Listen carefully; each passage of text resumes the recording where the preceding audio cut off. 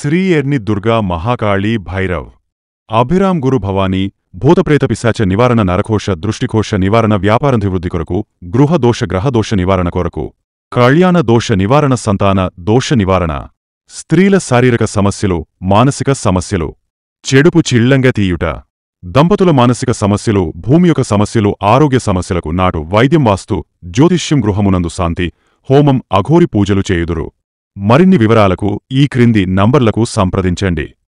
నమస్తే, welcome to వార్తాకిరణం. నేను కృష్ణకుమార్. న్యూస్లో ముందుగా హెడ్లైన్స్.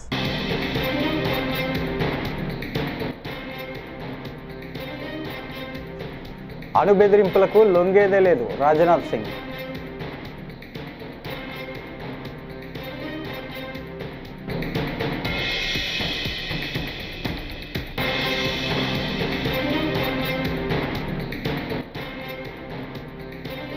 భూముల సర్వే జాగ్రత్తగా చేయాలి కేంద్ర మంత్రి పెమ్మసాని చంద్రశేఖర్.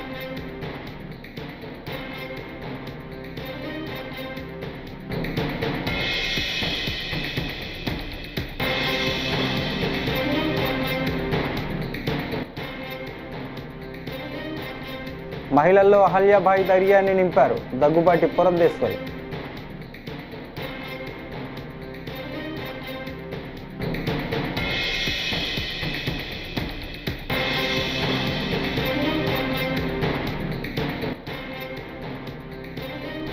కౌలు రైతుల పట్ల కూటమి సర్కార్ తీవ్ర నిర్లక్ష్యం కారుమూరి నాగేశ్వరరావు ఆగ్రహం.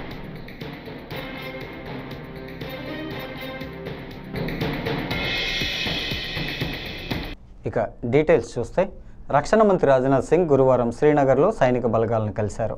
అనంతరం ఆయన మాట్లాడుతూ, ఇంత విపరీతమైన పరిస్థితుల్లో మీ మధ్య ఉండటం నాకు గర్వంగా ఉంది. ఆపరేషన్ సింధూర్ సందర్భంగా మీరు చేసిన సేవలు దేశం మొత్తం గర్విస్తోంది.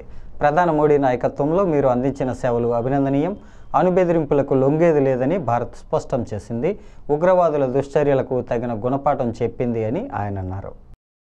मेरे दोस्तों, इन विषम परिस्थिति में आप सबके बीच आज आकर मैं स्वयं को बहुत ही गौरवान्वित महसूस कर रहा हूं. हमारे प्रधानमंत्री माननीय नरेंद्र मोदी जी के कुशल नेतृत्व और मार्गदर्शन में ऑपरेशन सिंदूर के दौरान आपने जो कुछ भी किया है उस पर पूरे देश को गर्व की अनुभूति हो रही है. मैं अभी भले ही आपका रक्षा मंत्री हूं, लेकिन उससे पहले तो मैं भारत का एक नागरिक हूं. रक्षा मंत्री के साथ साथ मैं आज भारत के नागरिक के रूप में भी आप सबके प्रति आभार व्यक्त करने के लिए यहां मौजूद हूं. 100 ఏళ్ల తర్వాత జరుగుతున్న భూముల సర్వే జాగ్రత్తగా చేయాలని కేంద్ర మంత్రి పెమ్మసాని చంద్రశేఖర్ ఆదేశించారు. కేంద్ర గ్రామీణాభివృద్ధి శాఖ ఆధ్వర్యంలో గుంటూరు ఐటీసీ హోటల్లో భూముల డిజిటలైజేషన్పై కార్యశాలను పెమ్మసాని చంద్రశేఖర్, మంత్రి అనగాని సత్యప్రసాద్ ప్రారంభించారు. భూ వివాదాలు ఏళ్ల తరబడి కోర్టుల్లో పెండింగ్లో ఉంటున్నాయని పెమ్మసాని తెలిపారు. భూ సర్వేలో సిబ్బంది కొరత, నిధుల సమస్య అధిగమించడంపై దృష్టి సారించామన్నారు. ఈరోజు department of land records rural డెవలప్మెంట్లో ఉన్నటువంటి ఒక డివిజన్ ఇది. ఈ డివిజన్ ద్వారా కంట్రీలో ఉన్నటువంటి ల్యాండ్ రికార్డ్స్ అన్నింటినీ కూడా ఒకటి డిజిటైజ్ చేస్తూ ఉన్నారు ఎప్పటి నుంచో. అయితే ఈ మ్యాప్స్ అన్నీ కూడా 100 years బ్యాక్ రీసర్వే చేసినటువంటివి. ఈ 100 yearsలో తీసుకోలేదు కాబట్టి ఫ్రెష్గా చాలా మందికి మారిపోయినాయి కాబట్టి ఇవన్నీ ఫ్రెష్గా రీసర్వే చేసి వీటన్నిటినీ రికార్డ్ ఆఫ్ రైట్స్ తోటి ఇంటిగ్రేట్ చేసి మొత్తం ఆన్లైన్ చేసే విధంగా సెంట్రల్ గవర్నమెంట్ తీసుకొచ్చిన పథకం ఉంది. అయితే దీనికి కావాల్సిన ఖర్చు అంతా కూడా సెంట్రల్ గవర్నమెంట్ భరిస్తుంది. ఈ కార్యక్రమం ముఖ్య ఉద్దేశం ఏంటంటే కొన్ని స్టేట్స్, ముఖ్యంగా ఆంధ్రప్రదేశ్, అదేవిధంగా వేరే 2 స్టేట్స్ గుజరాత్, వీళ్ళు కొంచెం అడ్వాన్స్డ్గా ఉండి బాగా చేస్తూ ఉన్నారు. మిగిలిన స్టేట్స్లో అంత ప్రోగ్రెస్ సరిగా లేదు. కాబట్టి వీళ్ళందరినీ తీసుకొచ్చి బెస్ట్ ప్రాక్టీసెస్ షేర్ చేసుకుంటే అన్ని స్టేట్స్లో కూడా డిజిటైజేషన్ ప్రాపర్గా అవుతుంది అనే ఉద్దేశంతో ఈ ప్రోగ్రాం ప్లాన్ చేశాం.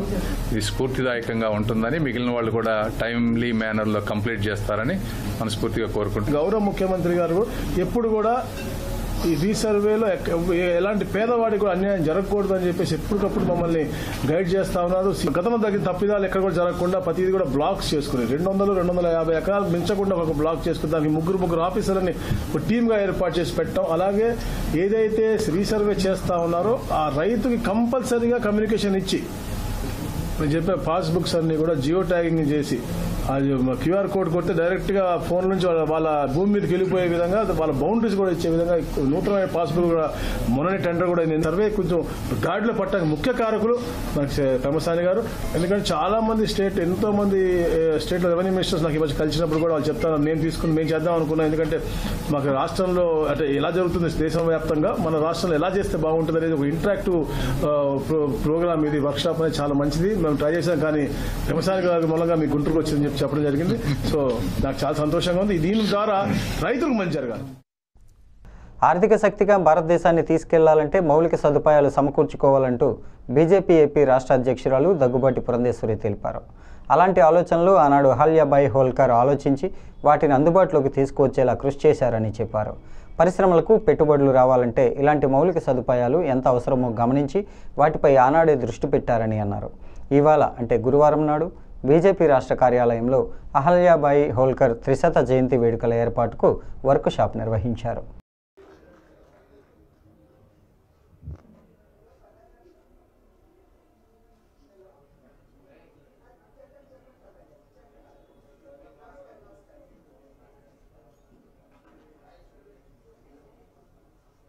ఉన్నటువంటి సందర్భంలో వారి ప్రస్థానాన్ని గుర్తు చేసుకుంటూ వారు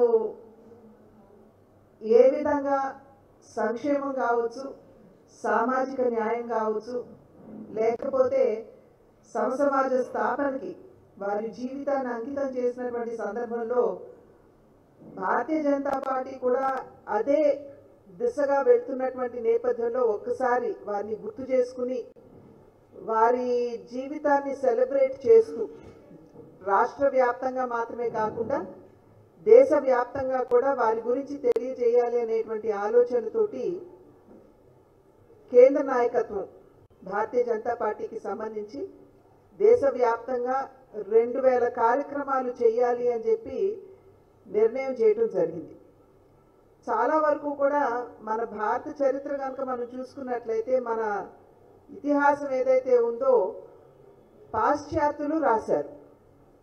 మన చరిత్రని భారతీయులు రాశారు అని చెప్పడానికి చాలా కొద్దిపాటి రుజువు మాత్రమే మన దగ్గర ఉన్నది.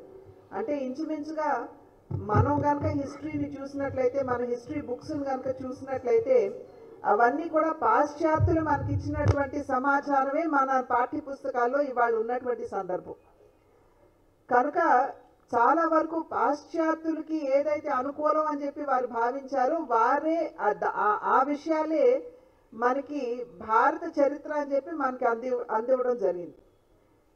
ఆ సందర్భంలో మన భారతదేశంలో అనేక మంది మహనీయులు వారి జీవితాన్ని దేశ సేవకి, దేశ స్వాతంత్ర పోరాటానికి అంకితం చేసినప్పటికీ కూడా చాలా వరకు వారి పేర్లు మనకి చరిత్ర పుటల్లో మనకి కనిపించవు.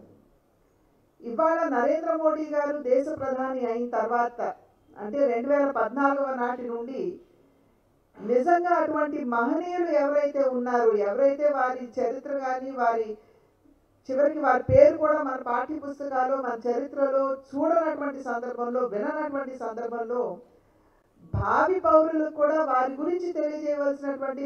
రాష్ట్రంలో కౌలు రైతుల పట్ల కూటమి ప్రభుత్వం తీవ్ర నిర్లక్ష్యంతో వ్యవహరిస్తోందని మాజీ మంత్రి వైఎస్ఆర్సీపీ రీజనల్ కోఆర్డినేటర్ కారుమూరి నాగేశ్వరరావు మండిపడ్డారు. తాడేపల్లి వైఎస్ఆర్సీపీ కేంద్ర కార్యాలయంలో మీడియాతో మాట్లాడుతూ కౌలు రైతులకు ప్రభుత్వ పరంగా అందించాల్సిన సంక్షేమ పథకాలను ఎగ్గొట్టేందుకు ప్రభుత్వం కుట్ర చేస్తోందని ఆగ్రహం వ్యక్తం చేశారు. శ్రీమా కంపెనీ అనే నారుతో మీరు అది వేయండి, మేము అందరూ కూడా కొట్టామని కంపెనీలు వాళ్ళందరూ కూడా చెప్తే దాన్ని మీరు పట్టించుకోకుండా మరి వాళ్ళందరూ కూడా కంపెనీ వాళ్ళు పారిపోయే పరిస్థితికి వస్తే ప్రభుత్వంగా మీరు ముఖ్యమంత్రిగా ఏ బాధ్యత తీసుకుంటారని చెప్పి నేను అడుగుతున్నాను. నేను ఇవాళ పొగాకు రైతులను ఆదుకోవాల్సిన అవసరం ఎవరు ఉంది? ఈ రాష్ట్ర ముఖ్యమంత్రికి ఉంది, ఈ రాష్ట్ర వ్యవసాయ మంత్రికి ఉంది. దీని మీద ఏమాత్రం ఆలోచన చేస్తున్నారా? ఒక లెటర్ రాస్తారు, వదిలేస్తారు. ఒక ప్రకటన చేస్తారు, వదిలేస్తారు. అది కాదు, దాని మీద ఏం చేయాలని. మరి గతంలో ఇలాంటి పరిస్థితులు వచ్చినప్పుడు మార్కెట్ని ఇన్వాల్వ్ చేసి మరి దానికి ఒక అమౌంట్ పెట్టి వాళ్ళకి అండగా రైతులకు నిలబడిన ముఖ్యమంత్రి జగన్మోహన్ రెడ్డి గారు. మరి మీరు 45 ఏళ్ళ ఇండస్ట్రీ అంటారు. ఈ 45 ఏళ్ళ ఇండస్ట్రీ మీరు ఏమంటున్నారు? మీరు ఈ పొగాకు రైతులను ఆదుకోరా అని మిమ్మల్ని అడుగుతున్నాను నేను. ఈ పొగాకు రైతులు ఏమైపోతారు అనుకుంటున్నాను. ఎకరానికి 1,50,000 రూపాయలు పెట్టి ఇవాళ పెట్టుబడి వస్తే చాలా అనుకునే పరిస్థితిలో రైతాంగం వెళ్ళిపోయారంటే ఈ శ్రీమాన్ కంపెనీ ఏమన్నా వాళ్ళు మరి వేయండి మేము కొంటాము కొనిపిస్తామని చెప్పి కంపెనీలందరూ కూడా చెప్తే ఆ కంపెనీ వాళ్ళతో మీరేమన్నా ఇప్పటివరకు మీటింగ్ పెట్టారా అని అడుగుతున్నా నేను.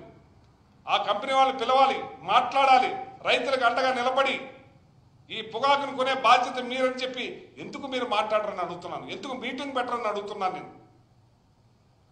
ఇవాళ ఏమైపోతున్నారు, పొగాకు రైతులందరూ కూడా ఆత్మహత్య చేసుకునే పరిస్థితికి వచ్చారు. ఇప్పుడు కూడా మీరు బాధ్యత తీసుకోరా అని చెప్పి నేను అడుగుతున్నాను.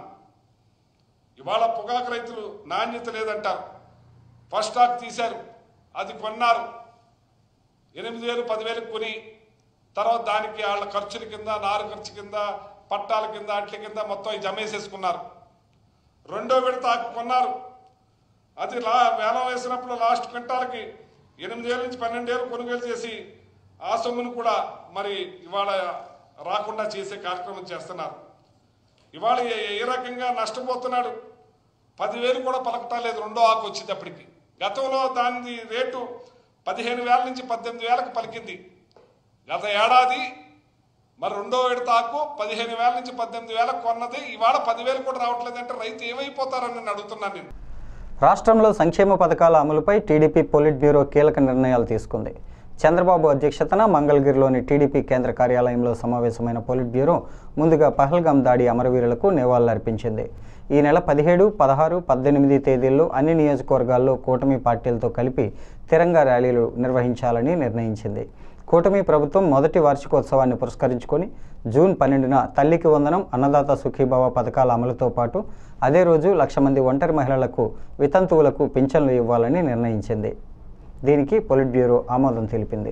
మరి తెలుగుదేశం పార్టీ స్థాపించిన దగ్గర నుంచి ప్రతి ఏడాది క్రమం తప్పకుండా మహానాడు నిర్వహించుకోవడం జరుగుతుంది. అయితే ఈ ఏడాది కడపలో మహానాడు చేయాలని చెప్పేసి మరి పొలిట్ బ్యూరో నిర్ణయించడం జరిగింది. అయితే ఈ నిర్ణయం కొంత ఆలస్యం అయినప్పటికీ కూడా ముఖ్యంగా యుద్ధ వాతావరణం ఉన్నటువంటి నేపథ్యంలో ఒకవైపు యుద్ధం జరుగుతున్నప్పుడు మనం మహానాడు చేయడం బాగుంటుందా లేదా అని చెప్పేసి ఆ మీమాంసలో ఉండి కొంత ఆలస్యం అయింది. ఎప్పుడైతే ఈ యుద్ధం మరి ఆగిపోయినటువంటి సందర్భంలో తప్పనిసరిగా మహానాడు చేయాలని చెప్పేసి మరి పోలిట్ బ్యూరో అంతా కూడా నిర్ణయించడం జరిగిందని చెప్పి తెలియజేస్తున్నాం. కనుక ఈ నెల 27, 28, 29 ఈ 3 రోజుల్లో మరి కడపలో ఘనంగా సీకే దిన్ని మండలంలో ఆ హైవేకి ఆనుకునే మేము మహానాడు ప్రాంగణం చూడడం జరిగింది. అక్కడ ఘనంగా చేయబోతున్నాం అని చెప్పేసి మీ ద్వారా తెలుగుదేశం పార్టీ కుటుంబ సభ్యులకు ప్రజలకి తెలియజేస్తున్నాం. ఇందులో మొదటి 2 రోజులు నాయకుల్ని, ఏ స్థాయి నాయకులు అంటే మండల స్థాయి నాయకుల వరకు కూడా, అలాగే యూనిట్ క్లస్టర్ వరకు కూడా మనం పిలవడం జరుగుతుంది. స్టేట్ బాడీ మెంబర్స్ కావచ్చు,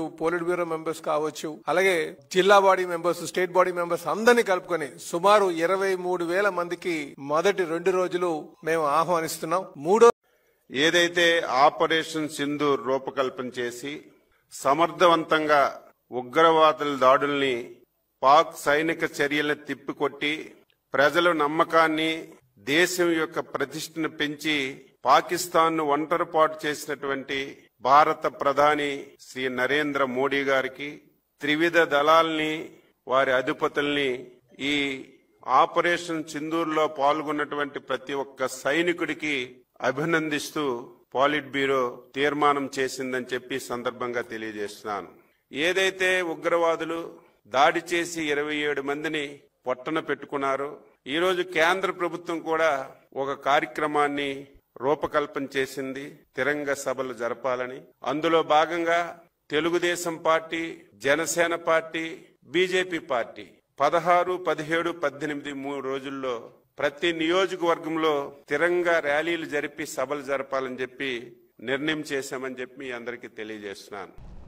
విజయవాడ సబ్ జైల్లో ఉన్న మాజీ ఎమ్మెల్యే వల్లభనేని వంశీ గురువారం ఊపిరి పీల్చుకోవడం ఇబ్బందికరంగా ఉండటంతో జైలు అధికారులు వైద్య పరీక్షల నిమిత్తం ప్రభుత్వ ఆసుపత్రికి తరలించారు. అక్కడ వైద్య పరీక్షలు నిర్వహించిన అనంతరం పోలీసు అధికారులకు వల్లభనేని వంశీని సబ్ జైలుకు తరలించారు. సుమారు 1.5 గంటల పాటు వంశీకి వైద్య పరీక్షలు నిర్వహించారు.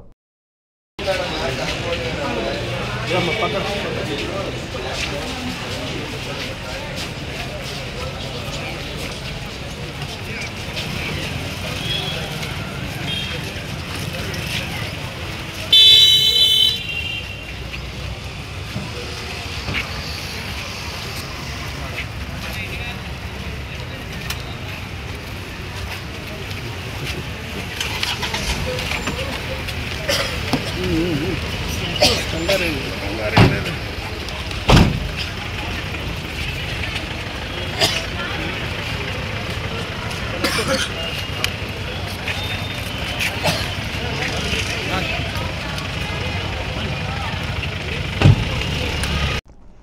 వరల్డ్ 2025 పోటీల్లో పాల్గొనే సుందరిమణులు బుధవారం చారిత్రక ఊరుగల్లు నగరంలో పర్యటించారు. ఈ సందర్భంగా వారు 1000 స్తంభాల ఆలయాన్ని సందర్శించారు. వారికి తెలంగాణ సాంప్రదాయం ప్రకారం బతుకమ్మ మేళతాళాలతో స్వాగతం పలికారు. చీరకట్టులో మెరిసిన సుందరిమణులు గ్రూప్ ఫోటోషూట్లో పాల్గొన్నారు.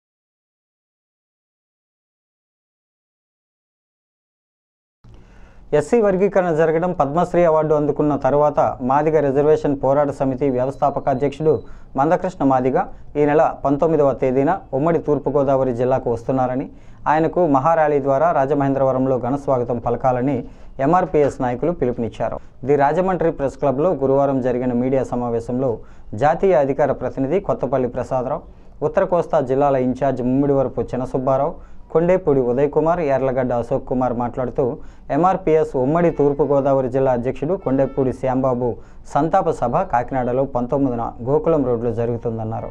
దీనికి హాజరవుతున్న మందకృష్ణకు ఘనస్వాగతం పలకటానికి ఎంఆర్పీఎస్, ఎంఎస్పీ, ఎంఎల్ఎఫ్, ఎంఎస్ఎఫ్ నాయకులు, కార్యకర్తలు తరలిరావాలని కోరారు. వర్గీకరణ చేస్తున్న ఆంధ్ర, తెలంగాణ సీఎంలకు కృతజ్ఞతలు తెలిపారు.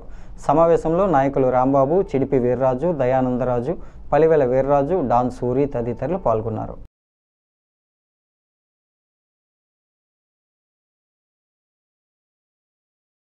వర్గీకరణ కోసం కృష్ణమాది గారు 30 సంవత్సరాల నుంచి పోరాటం చేస్తూనే ఉన్నారు. మరి ఆ పోరాటంలో కోర్టుల ద్వారా మాదిగ ఉపకులాలకి న్యాయం చేయడం జరిగింది. ప్రస్తుతం అనుకూలంగా ఉన్న రాష్ట్రాలన్నీ కూడా వర్గీకరణ అమలు చేస్తూ ఉన్నాయి. కృష్ణమాది గారు ఈ వర్గీకరణ జీవో వచ్చిన దగ్గర నుంచి కూడా ఈ జిల్లాలో ఇప్పటి వరకు ఆయన పర్యటన జరగలేదు.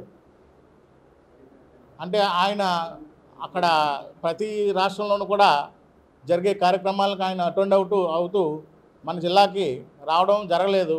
ఇప్పుడు అన్నగారు చనిపోయారు కాబట్టి ఆయన సంస్మరణ సభ ఈ నెల 19వ తారీఖున కాకినాడలో ఏర్పాటు చేయడం జరిగింది. మరి ఆ కార్యక్రమానికి ముఖ్య అతిథిగా అన్నగారు పద్మశ్రీ మందకృష్ణమాది గారు వస్తూ ఉన్నారు. అదేవిధంగా కొండేపూడి శ్యాంబాబు అన్నగారి ఆత్మ శాంతించేలాగా ఆయన సంస్మరణ సభ కూడా నిర్వహించాలని మొత్తం ఈ జిల్లాలో ఉన్నటువంటి ఉమ్మడి జిల్లాలో ఉన్నటువంటి ఎంఆర్పిఎస్ కార్యకర్తలు, అదే రకంగా ఎంఆర్పిఎస్కు సంబంధించినటువంటి అనుబంధ సంఘాలన్నీ కూడా నిర్ణయించడం జరిగింది. నల్లకోట్లన్నీ ఓ స్థాయి మీదకి వచ్చి మందకృష్ణమాది గారి నాయకత్వంలో పిలుపుని ఇండివిజువల్గా చేసేది వేళ ఎంఆర్పిఎస్ అనుబంధ సంఘాలతో శ్యాంబాబు అన్న స్వర్గీయ ఉమ్మడి తూర్పుగోదావరి జిల్లాల మాజీ అధ్యక్షులు స్వర్గీయ కొండేపూడి శ్యాంబాబు గారు ఈ నెల 19వ తారీఖున ఆయన సంస్మరణ సభకి పద్మశ్రీ మందకృష్ణమాది గారు ఏబిసిడి వర్గీకరణ తర్వాత రాష్ట్రం నుంచి జిల్లాకి వస్తున్నారు కాబట్టి అన్ని గ్రామ మండల స్థాయి డివిజన్ స్థాయి నాయకత్వం కళాకారులను నాటకాలను ప్రోత్సహించాలని ఆదోని ఎమ్మెల్యే డాక్టర్ పార్థసారథి అన్నారు. గురువారం ఆదోనిలో ఆయన నాటక కళాకారులతో కలిసి మాట్లాడారు. పట్టణంలోని వెలిసిన శ్రీ మహాయోగి తిక్కలక్ష్మమ్మ అమ్మవారి 93వ వెండి రథోత్సవం సందర్భంగా పౌరాణిక సాంఘిక నాటక ప్రదర్శన కార్యక్రమం నిర్వహిస్తున్నట్లు ఎమ్మెల్యే పార్థసారథి తెలిపారు. ఈ ఆధునిక కాలంలో సినిమాల ప్రభావంతో నాటక ప్రదర్శనలకు ఆదరణ తగ్గిందని అందరూ ప్రోత్సహించాలని ఆయన కోరారు. స్టేజ్ యాక్టింగ్ చేయడం కానీ బాగా తగ్గింది. దీన్ని దృష్టిలో పెట్టుకుని ఈ కళని ఇంకా బతికించాలన్న ఆలోచనతో ఈ పెద్దలందరూ కూడా వీళ్ళు ఉచితంగా పౌరాణిక సాంఘిక నాటకాలు వేయాలనే నిర్ణయానికి వచ్చారు. ఈ నెల 19వ తారీఖున అంటే సోమవారం సాయంకాలం 6 గంటల నుంచి పొద్దున్న దాకా నడుస్తుందట. మున్సిపల్ స్కూల్ గ్రౌండ్లో స్టేజ్ వేసి దాంట్లో నాటకాలు చేయాలని నిర్ణయం చేశారు.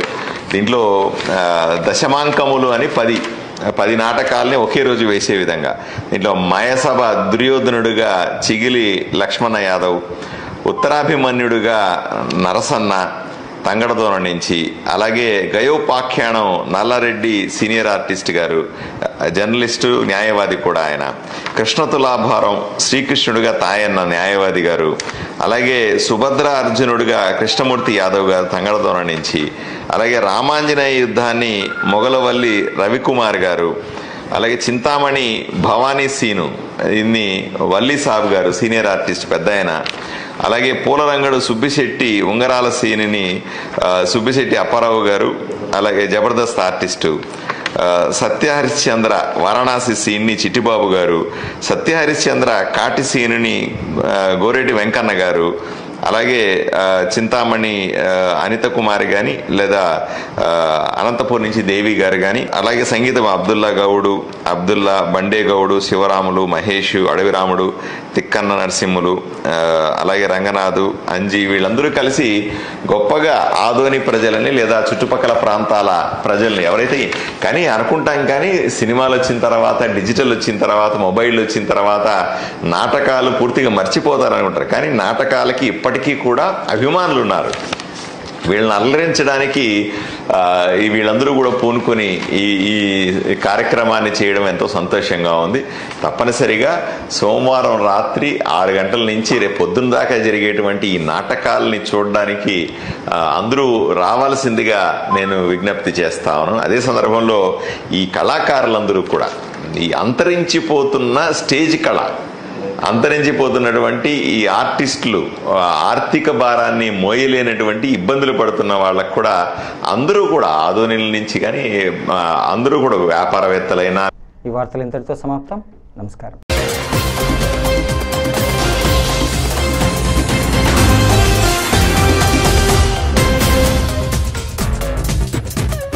శ్రీ ఎర్ని దుర్గా మహాకాళీ భైరవ్ అభిరామ్ గురు భవానీ భూతప్రేత పిశాచ నివారణ నరకోశ దృష్టికోశ నివారణ వ్యాపారాభివృద్ధి కొరకు గృహదోష గ్రహదోష నివారణ కొరకు కళ్యాణ దోష నివారణ సంతాన దోష నివారణ స్త్రీల శారీరక సమస్యలు మానసిక సమస్యలు చెడుపు చిళ్లంగ తీయుట దంపతుల మానసిక సమస్యలు భూమి యొక్క సమస్యలు ఆరోగ్య సమస్యలకు నాటు వైద్యం వాస్తు జ్యోతిష్యం గృహమునందు శాంతి హోమం అఘోరి పూజలు చేయుదురు. మరిన్ని వివరాలకు ఈ క్రింది నంబర్లకు సంప్రదించండి.